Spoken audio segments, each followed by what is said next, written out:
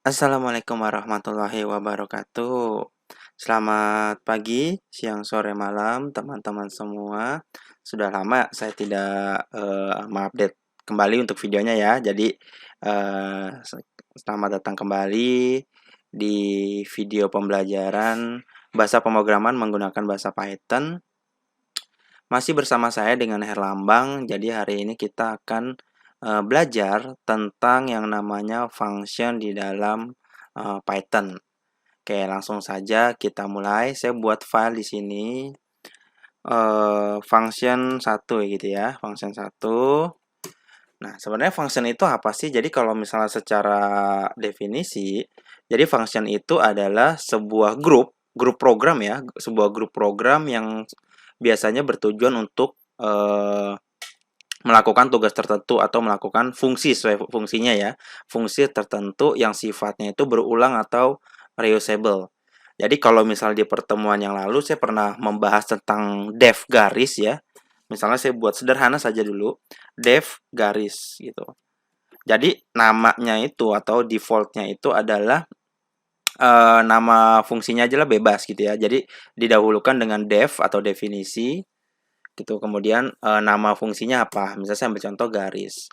Lalu saya print gitu kan. Biasa saya print misalnya 20 kali H20 kemudian dikali dengan garis gitu ya. Nah, nih. Lalu ketika saya panggil gitu kan, ketika saya panggil, nah maka dia akan mencetak garis gitu ya, karena nama ini juga namanya fungsi garis gitu kan. Fungsi garis gitu ya.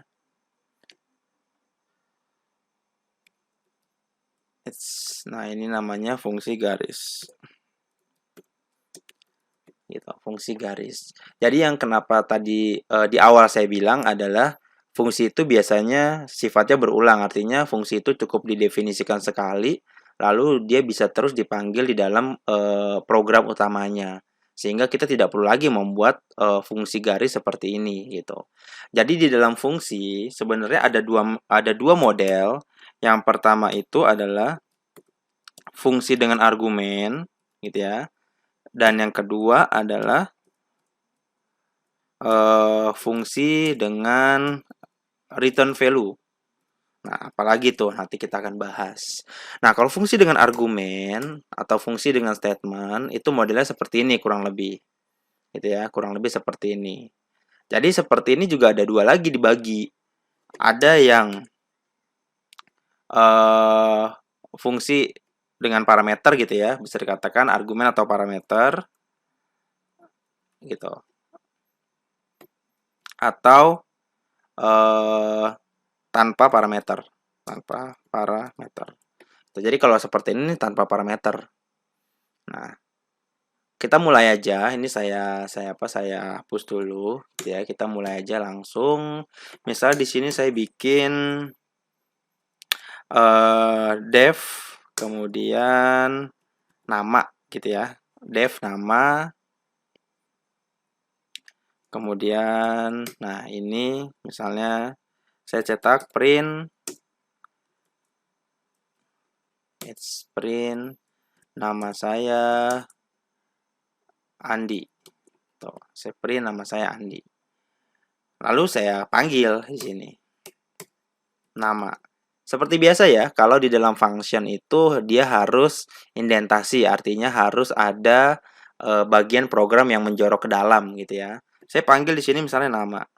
Maka yang tercetak adalah nama saya Andi gitu. Nah, ini fungsi fungsi dengan statement gitu ya, statement. Nah, fungsi dengan statement. Nah, saya kasih lagi perbedaan berikutnya adalah def alamat lah. Alamat dalam kurung alamat. Artinya saya buat sebuah fungsi dengan nama alamat, lalu ada parameternya yaitu alamat atau variabelnya. Jadi kalau saya cetak print itu kan, print alamat saya di tuh, koma misalnya alamat. gitu ya. Alamat saya di alamat-alamat ini dari sini ya. Lalu ketika saya panggil gimana? Alamat, lalu ya tinggal diketik aja alamatnya apa, gitu kan. Misalnya saya ketik di sini alamatnya Jakarta. Nah, seperti ini ya. Lalu ketika saya cetak, nah seperti ini. Seperti ini ya. Jadi yang membedakan adalah kalau misalnya fungsi dengan statement, dia seperti biasa saja, seperti halnya kita mencetak fungsi-fungsi yang lain, gitu kan. Statement-statement yang lain gitu ya. Tapi kalau fungsi dengan argumen atau parameter, dia ada interaksi variabel di dalamnya. Jadi beda ya, ini nama, statement, ini statementnya. Ini nama, ini argumen. Nah, argumen sama dengan parameter, gitu ya, sama dengan parameter, sama dengan variabel. Nah, gitu. Jadi untuk mudah dipahaminya seperti itu. Argumen di dalam fungsi atau function itu disebutnya dengan parameter atau variabel. Artinya ketika kita menggunakan argumen, maka di dalam bagian fungsi itu kita bisa memanggil variabel isi dari variabel tersebut. Lalu kalau saya panggil menggunakan function yang menggunakan argumen, maka cara pemanggilannya pun tidak bisa seperti yang biasa, tapi harus ada argumen sesuai dengan tampilannya. Atau saya tambahkan lagi alamat, telep. Gitu ya, alamat, telep. Maka di sini saya tambahkan lagi print telep saya adalah nomor telepon saya gitu ya. Nah, maka di sini dipakai koma sesuai dengan urutannya. 0813 XXXX gitu. Lalu saya run lagi. Nah, maka jadi seperti ini. Artinya ketika kita membuat function dengan argumen, artinya kita menggunakan variabel di dalamnya. Nah, variabel ini disesuaikan dengan yang akan kita gunakan. Lalu cara pemanggilannya, ini cara pemanggilannya ya, cara pemanggilan. Nah, ini juga cara pemanggilan gitu ya. Nah, cara pemanggilan juga berbeda. Kalau tanpa argumen, maka kita tinggal panggil aja nama functionnya. Tapi kalau misalnya menggunakan argumen seperti ini, maka kita harus menginput atau memberikan parameternya apa. Misalnya ini nama fungsinya alamat. Lalu alamatnya ini apa? Nah, ini kita bikin parameternya. Isi dari parameternya itu apa? Maka nanti Jakarta ini akan dibaca sebagai alamat. Jangan sampai salah, urutannya disesuaikan dengan urutan argumen yang ada di dalam function. Kalau urutan argumennya itu alamat, telep, maka diisinya juga sama. Ini alamat, ini telep. Jangan terbalik. Karena kalau terbalik, posisinya pun akan terbalik. Misalnya di sini saya pindahin nih. Ini saya pindahin ke depan. Saya pindahin ke depan, tapi di argumennya tidak seperti ini. Artinya nanti 0813 ini akan dibaca sebagai alamat, Jakarta itu akan dibaca sebagai telep. Jadi kalau saya run, nah maka alamat saya di 0813 sekian sekian sekian. Gitu. Telep saya di sini. Gitu ya. Nah, lalu solusinya bagaimana? Solusinya kita bisa bentuknya seperti ini. Ini saya balikin lagi. Ini saya copy dulu. Lalu ini saya kembalikan. Nah, seperti awal ya. Nah, ini cara pemanggilan yang kedua. Gitu kan? Cara pemanggilan yang kedua, di sini saya bikin telep sama dengan. Nah, di sini saya bikin alamat sama dengan. Gitu. Artinya kita memberi informasi bahwa ini itu untuk variabel atau argumen telep. Ini itu untuk argumennya alamat. Sehingga kalaupun saya panggil, ini dulu, ini saya komen dulu. Nah, maka akan tetap saja alamat akan dibaca sebagai Jakarta meskipun posisinya berbeda. Ini posisi di depan, ini posisi di belakang. Gitu ya. Tapi kalau misalnya kita hanya memberikan value gitu kan. Ini saya berikan lagi cara pemanggilan menggunakan variabel. Gitu ya. Cara pemanggilan menggunakan variabel. Tuh, jadi dibedakan gitu ya. Cara pemanggilan ini menggunakan value. Jadi beda. Kalau menggunakan value, maka urutan value-nya itu disesuaikan dengan urutan argumen. Nah, kalau urutan argumennya alamat di depan, maka value alamat harus di depan. Urutan argumen telebnya di belakang, maka value telebnya juga di belakang. Tapi kalau misal cara pemanggilan menggunakan variabel, ya itu lebih mudah. Mau posisinya di mana selama variabelnya sesuai gitu kan. Teleb, alamat gitu kan. Ya berarti disesuaikan saja gitu. Tinggal dikondisikan teman-teman mau pakai cara yang mana. Menggunakan value atau menggunakan variabel dalam memanggil fungsinya gitu. Jadi dalam fungsi itu sederhananya seperti ini aja gitu kan. Fungsi dengan statement, lalu fungsi dengan argumen. Kita tinggal panggil aja. Lalu cara pemanggilannya juga seperti ini gitu. Jadi pada dasarnya function itu emang dibuat terpisah agar fungsi yang dilakukan itu bisa digunakan berulang-ulang. Kalau fungsinya memang dilakukan berulang-ulang gitu. Jadi beda ya antara ini sama ini. Nah, ini adalah fungsi dengan argumen atau tanpa parameter, ya kan? Nah, yang kedua ini fungsi dengan return value. Nah, apalagi tuh Pak fungsi dengan return value. Itu kan beda lagi tuh. Fungsi dengan return value itu apalagi. Nah, kita akan bahas sedikit. Nah, fungsi dengan return value kalau misalnya function biasa gitu ya tanpa return, maka dia akan menampilkan semua coding atau semua fungsi yang ada di dalam bagian fungsinya. Ini adalah bagian fungsi nih. Nih, isinya itu adalah statement fungsinya. Nah, dia akan mencetak ketika kita panggil functionnya, maka dia akan mencetak isi dari functionnya itu apa. Itu kalau tanpa return value. Tapi kalau menggunakan return value, yang diambil atau yang dikembalikan, namanya juga return value ya, mengembalikan nilai. Ini atau mengembalikan nilai gitu. Kalau return value yang dikembalikan hanya nilai tertentu. Tapi kalau misalnya seperti ini, yang dikembalikan itu statementnya, gitu ya. Jadi beda. Ini adalah statement, yang ini return value. Contohnya seperti ini. Def, misalnya saya bikin nama ya. Saya bikin gini aja deh. Def kelas, gitu. Def kelas. Kemudian saya bikin di sini saya bikin parameter. Ini kelas, gitu kan. Kelas saya gini ya, kelas sama dengan kalau enggak ini saya bikin gini, kelas lalu kelas sama dengan 1, kelas 1 ya. Nah, saya bikin lagi di sini return kelas. Tuh. Maka ketika saya panggil, kalau saya panggil misalnya print gitu kan, saya cetak print saya kelas gitu kan.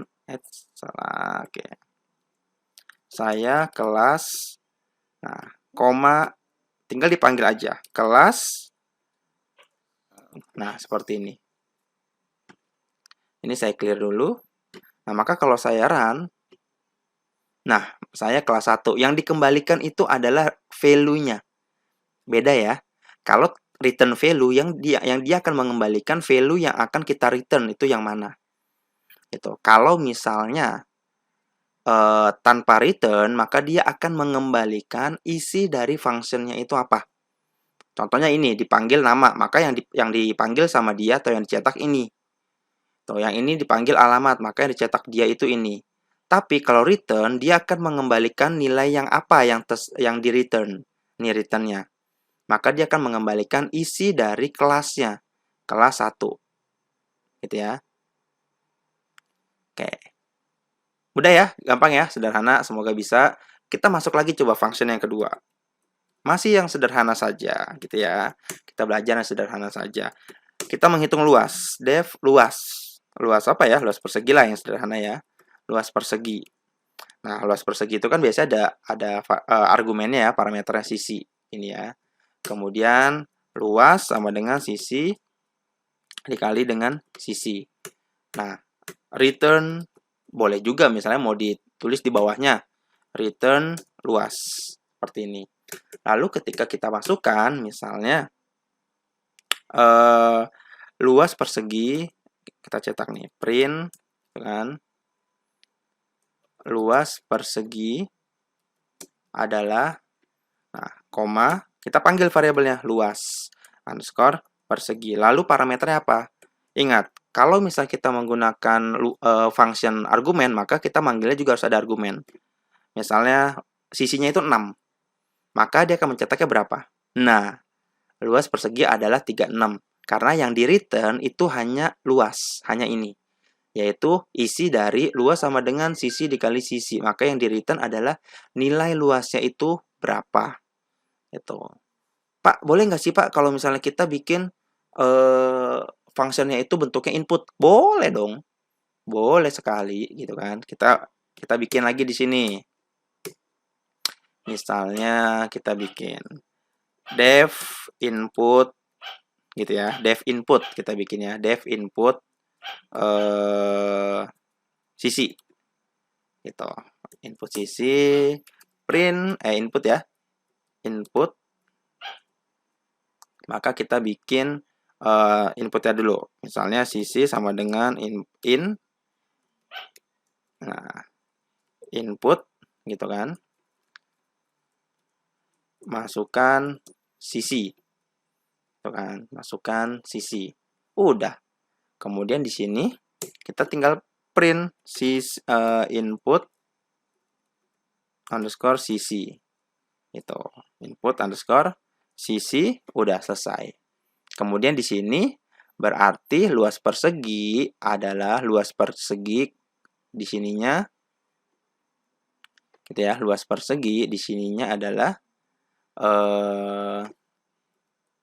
input lalu ini saya kasih input kemudian luas persegi input sisi. Berarti di sini kita bikinnya adalah input. Nah, kita tes dulu nih seperti ini. Kita tes dulu, ininya masih yang sama ya. Kita tes dulu yang inputnya dulu. Kita tes dulu yang inputnya dulu. Keluar nggak dia inputnya?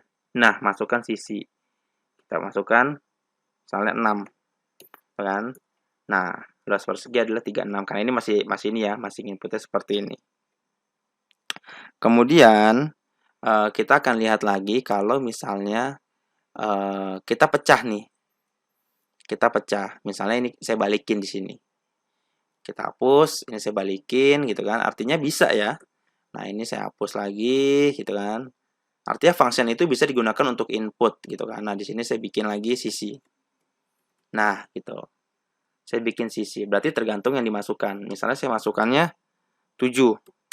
Nah, maka luas persegi adalah 49. Dari mana Pak 49? Maka ketika sisi itu saya masukkan 7, sisi itu akan dianggap sebagai argumen dari luas persegi. Maka dia akan memanggil fungsi luas persegi dengan mengirim nilai yang kita input di sini. Sehingga nanti luas sama dengan 7 dikali dengan 7. Nah, jadi perbedaannya seperti itu ya. Antara function 1 itu dia tanpa return value. Function 2 itu dia menggunakan return value. Sederhananya begini, kalau function 1 tanpa return value, dia akan menampilkan apa yang berada di dalam fungsi tersebut. Gitu. Contohnya kalau misalnya dia isinya ini, print nama saya Andi, ya udah berarti isinya yang dicetak itu print nama saya Andi. Atau kalau misalnya yang menggunakan alamat, maka yang dicetak itu yang ini nih, print alamat saya gitu kan. Berbeda dengan return. Kalau return itu yang dikembalikan adalah nilai dari suatu variabel yang ada di dalam function. Contoh di sini kan variabel kelas isinya 1. Return kelas, maka dia akan mereturn isi dari variabel kelas. Karena fungsi return adalah ini, mengembalikan nilai. Gitu. Contohnya di function yang kedua. Saya bikin function namanya luas persegi, kemudian argumennya itu sisi atau parameter sisi. Lalu statementnya, ini adalah statement ya. Statement function. Gitu, statement function. Ini adalah return nilai luas. Gitu, karena dia mengembalikan nilai. Lalu saya bikin statement function yaitu luas sama dengan sisi kali sisi, return luas. Setelah return luas, di sini tinggal dipanggil aja. Luas persegi, sisi. Artinya kita akan memanggil function luas persegi dengan argumennya itu sisi. Gitu. Jadi yang harus dipahami lagi adalah kalau fungsinya itu menggunakan argumen seperti ini, maka cara pemanggilannya pun harus ada argumennya seperti ini, gitu. Tapi kalau misalnya tidak menggunakan argumen, misalnya seperti ini nih. Nah, seperti ini. Cara pemanggilannya pun tanpa menggunakan argumen, cukup nama fungsinya saja, gitu ya. Mudah ya, sederhana, tidak rumit gitu ya. Sederhana sekali untuk yang function. Gitu. Kalau misalnya ada pertanyaan, kapan kita harus pakai function? Nah, biasanya function itu kan digunakan untuk sesuatu statement yang berulang. Contohnya garis, gitu kan. Apa saja yang sifatnya berulang, artinya dia dipanggil berkali-kali.